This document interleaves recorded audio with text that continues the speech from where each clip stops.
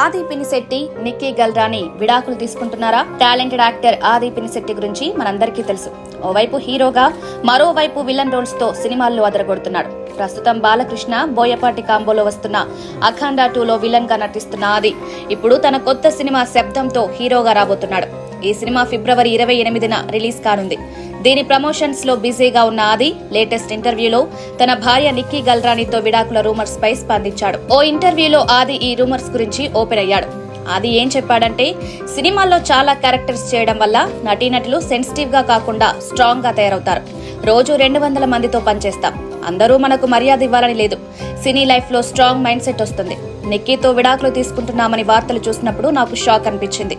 అసలు సంబంధమే లేకుండా ఇలా రాశాడు, ఎవడు వీడు అనుకున్నాను అంటూ నవ్వాడు. ఆది ఫీలింగ్ ఊహించుకోండి. ఎంత బిజీలో ఉంటే ఇలాంటి రూమర్స్ వస్తే ఎవరైనా షాక్ అవుతారు కదా. ఆది మాటలు ఇంకా ఇంట్రెస్టింగ్ గా ఉన్నాయి. ఏదైనా నిజం ఉంటే రాయడం ఓకే, కానీ సంబంధమే లేకుండా రాశాడు కాబట్టి ఎవర్రా వాడు అని తెలుసుకోవాలనిపించింది. తర్వాత అతని అకౌంట్ లో పాత వీడియోలు చూశాను. అప్పుడు అర్థమైంది, ఇలాంటి వాళ్ళని సీరియస్ గా తీసుకోకూడదని. వాళ్ళకి మనం ఇంపార్టెన్స్ ఇస్తే వాళ్లే గెలిచినట్టు.